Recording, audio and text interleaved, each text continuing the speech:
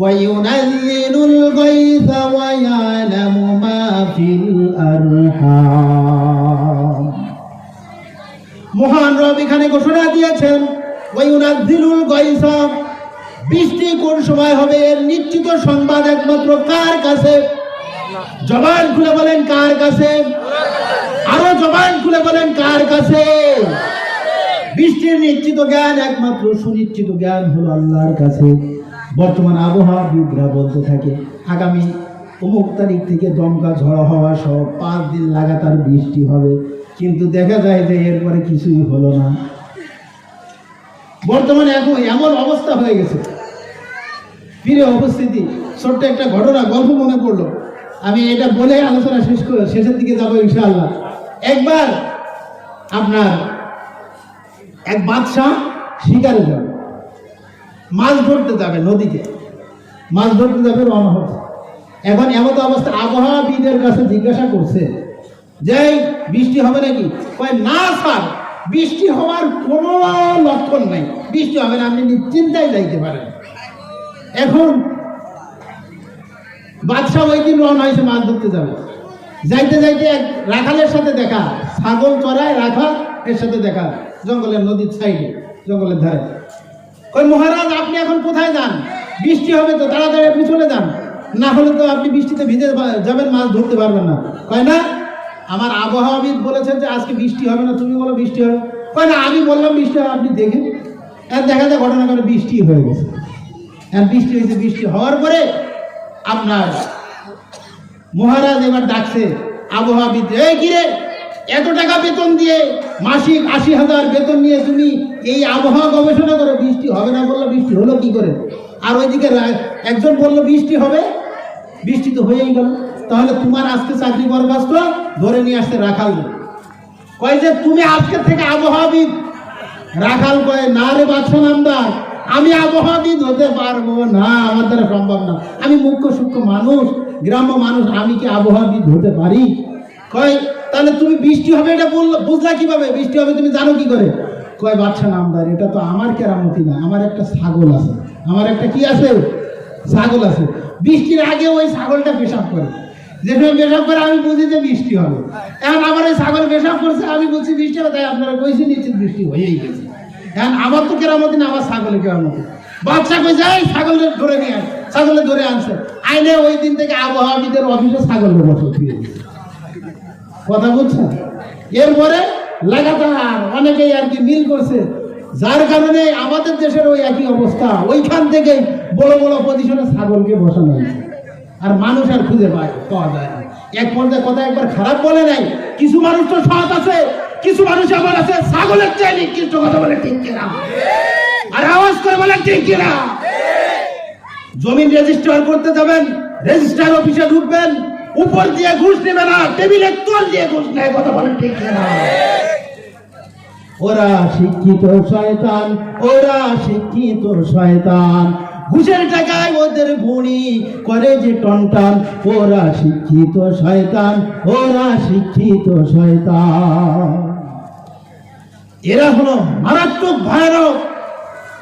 কিছু আছে এমন কয় যে এত টাকা দিয়ে চাকরি নিয়েছি, তাহলে কি আমার এই যে এসপি চাকরি নিতে, ডিসির চাকরি নিতে 37 লক্ষ টাকা ঘুষ দেওয়া লাগছে, টাকাটা কি উঠানো লাগবে?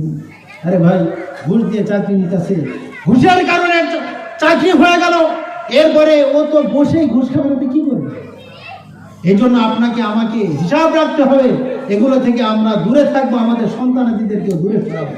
সম্মানিত উপস্থিত, যে কথা বলতেছিলাম, কিয়ামতের পূর্ব মুহূর্তে কিছু মানুষ ওলামা থেকে দূরে চলে যাবে, এরা খারাপ মানুষের অনুসরণ করতে থাকবে, আর যার কারণে ওলামা বিদ্বেষী হবে, এর কারণেই নিজেদের ঈমান আমলগুলো ধ্বংস হয়ে যাবে। যে কথা বলতেছিলাম, ইমাম আদম আবু হানিফা রাহমাতুল্লাহ আলাইহি বলেছিলেন যে এই সন্তানের জন্মের সমস্যা আছে, খোঁজ নিয়ে দেখা গেল আসলে জন্মের সমস্যা, না হলে ওলামা ইকরামের সাথে বিদ্বেষ পোষণ করত।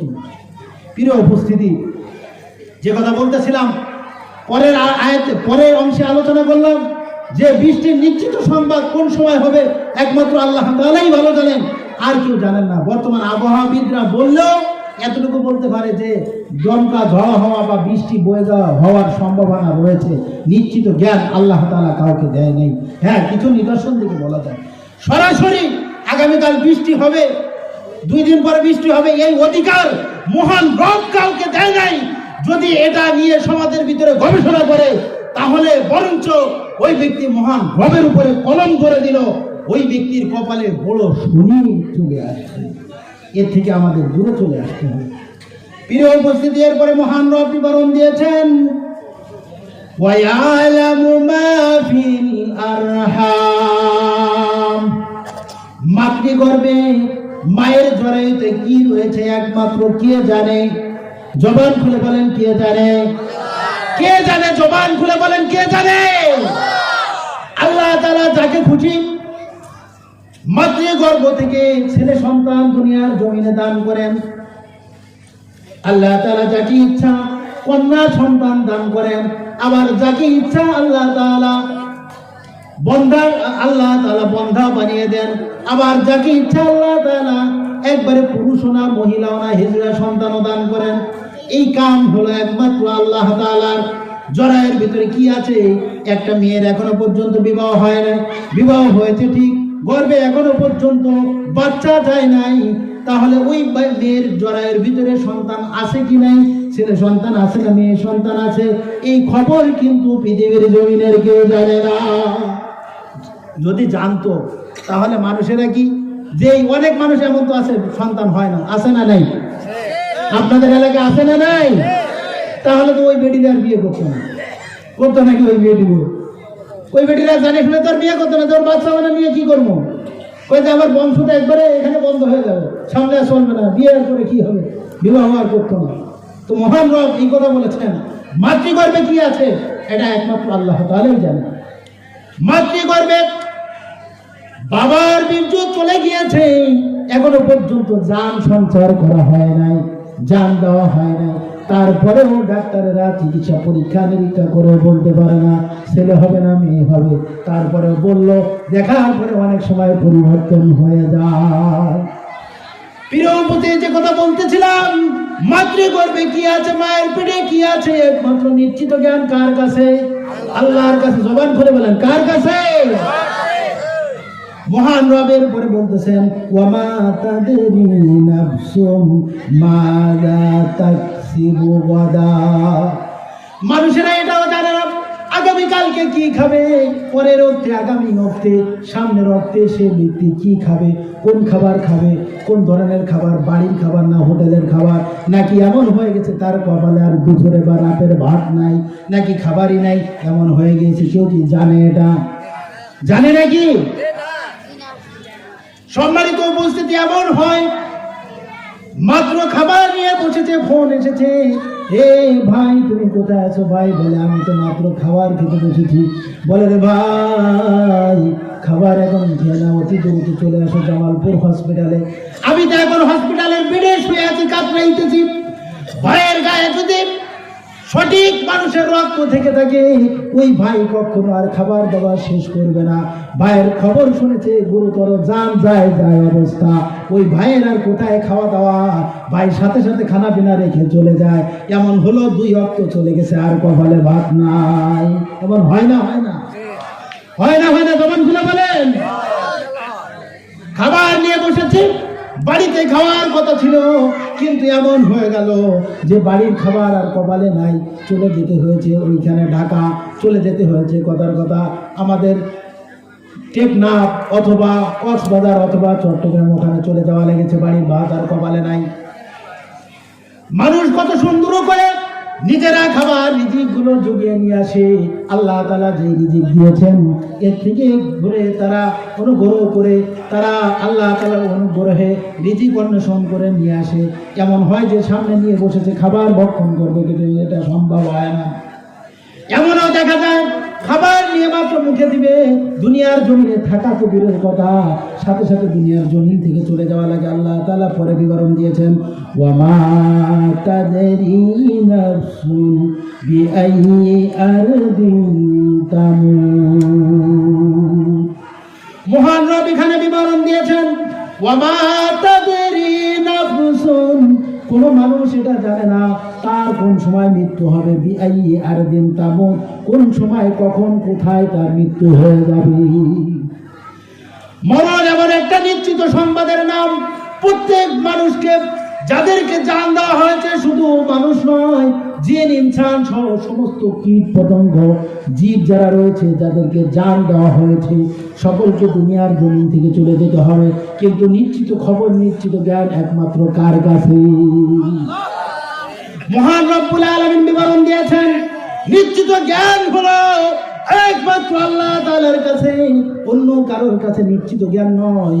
আল্লাহ তাআলা বিবরণ দিয়েছেন অপর আয়াতে, ইযা জাআ আজালুহুম লা ইস্তাখিরুনা সাআতান ওয়া লা ইস্তাকদিমুন। নিশ্চিত জ্ঞান মহান রবের কাছে। পাশাপাশি আর একটা কথা, নির্দিষ্ট সময়, তার মৃত্যুর সময় যখন চলে আসবে, ওই সময় তার মৃত্যুকে 1 সেকেন্ড আগেও করা হবে না, পরেও করা হবে না। এমন অবস্থা হয়ে যাবে, যে সময় নির্ধারিত সময় হয়ে যাবে, সাথে সাথে তাকে মৃত্যু দিয়ে দেওয়া হবে। এজন্যই আপনার আমার মৃত্যু তো ভাই কোন সময় হয়ে যায় বলা যায় না। এজন্য সাথে সাথে আপনার আমার মৃত্যুর সর্বদা প্রস্তুতি গ্রহণ করতে হবে। আমার আলোচনা শেষ পর্যায়ে চলে এসেছি। প্রিয় উপস্থিতি, হয়তো বা 1-2 মিনিটের ভিতরে আমার আলোচনা শেষ করে দেবো ইনশাআল্লাহ। তো যে কথা বলতেছিলাম, যে আল্লাহ তাআলা এই আয়াতে কারিমায় 5টা জিনিসের কথা বলেছেন। সূরা লুকমানের 34 নম্বর আয়াতে কারিমায় মহান রব্বুল আলামিন বিবরণ দিয়েছেন, ইন্নাল্লাহা ইনদাহু ইলমুস সাআতি, কিয়ামতের নির্দিষ্ট জ্ঞান হলো আল্লাহ তাআলার কাছে। ওয়া ইউনাজ্জিলুল গায়সা, বৃষ্টি কোন সময় হবে, বৃষ্টির নিশ্চিত জ্ঞান। তৃতীয় নম্বরে গেল ওয়া ইয়ালামু মা ফিল আরহাম, মাতৃগর্ভে কি রয়েছে একমাত্র কে জানেন? জবান খুলে বলেন আল্লাহ। এরপরে 4 নম্বরে মহান রব্বুল আলামিন বলেন, ওয়া মা তাদরি নাফসুন মাযা তাকসিবু গাদা, মানুষেরা জানে না সে আগামী কালকে কি খাবে, তার রিজিক কোথায় আছে, খাবার কি খাবে, কি গ্রহণ করবে, এটা জানে না। একমাত্র নিশ্চিত জ্ঞান হলো আল্লাহর কাছে। আর 5 নম্বর যেটা মহান রব্বুল আলামিন বিবরণ দিয়েছেন, সেটা হলো আল্লাহ তাআলা বিবরণ দিয়েছেন যে মৃত্যুর নিশ্চিত জ্ঞান, ওয়া মা তাদরি নাফসুন মা বিআইয়ি আরদিন তামুত, কোন মানুষ জানে না তার নিশ্চিত মৃত্যু কোন সময়, কোথায়, কোন জমিনে হবে, এটা মানুষ জানে না। এই জন্য আপনাকে আমাকে সর্বদা প্রস্তুতি গ্রহণ করতে হবে। আবার হাদিসের ভিতরে এসেছে, মুসলিম শরীফে রয়েছে 8 নম্বর হাদিস বলেছিলাম। ভিন্ন রাওয়াতে এসেছে হযরত আবু হুরায়রা রাদিয়াল্লাহু তাআলা আনহু থেকে বর্ণিত, ফি খামসিন লা ইয়ালামুহুন্না ইল্লাল্লাহ, 5টা জিনিস আল্লাহ তাআলা ব্যতীত আর কেউ জানে না। এরপরে সুম্মা করা, এরপরে আয়াতে কারিমা তেলাওয়াত করেছেন, ইন্নাল্লাহা ইনদাহু ইলমুস সাআতি ওয়া ইউনাজ্জিলুল গায়সা ওয়া ইয়ালামু মা ফিল আরহাম ওয়া মা তাদরি নাফসুম মাযা তাকসিবু গাদা ওয়া মা তাদরি নাফসুম বিআইয়ি আরদিন তামুত ইন্নাল্লাহা আলীমুল খাবীর। নিশ্চয় আল্লাহ তাআলা এই সমস্ত বিষয়ে নিশ্চিত জ্ঞান আল্লাহ তাআলাই জানেন। কোনো বান্দাকে এই সমস্ত জ্ঞান সম্পর্কে সংবাদ দেওয়া হয় নাই। প্রিয় উপস্থিতি, আমার আলোচনার সার সংক্ষেপ হলো এটাই যে দুনিয়ার জমিনে ছিলাম না, আছি, আবার চলে যাওয়া লাগবে। কিয়ামত নিশ্চিত হবে, কিয়ামতের দিন সকলে উঠানো হবে। তো বাকি দুনিয়ার জমিনে যতদিন থাকবো, এই 5টা জিনিসের নিশ্চিত জ্ঞান আল্লাহ তাআলা কাউকে দেয় নাই। আরেকটা মাঝে যে কথা বলেছি, কিয়ামতের আলামতের একটা আলামত হলো হক্কানি উলামা একরাম থেকে মানুষ দূরে সরে যাবে। আমরা জানি কিয়ামতের আলামতের একজন নিদর্শন না বনে যায়, আমি জানি এর থেকে দূরে থাকি।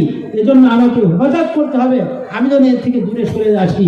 প্রিয় উপস্থিতি, আল্লাহ তাআলা আমাদের সকলকে, সর্বপ্রথম আমাকে এবং সকলকে আমল করার তৌফিক দান করে। সকলে বলি আমিন।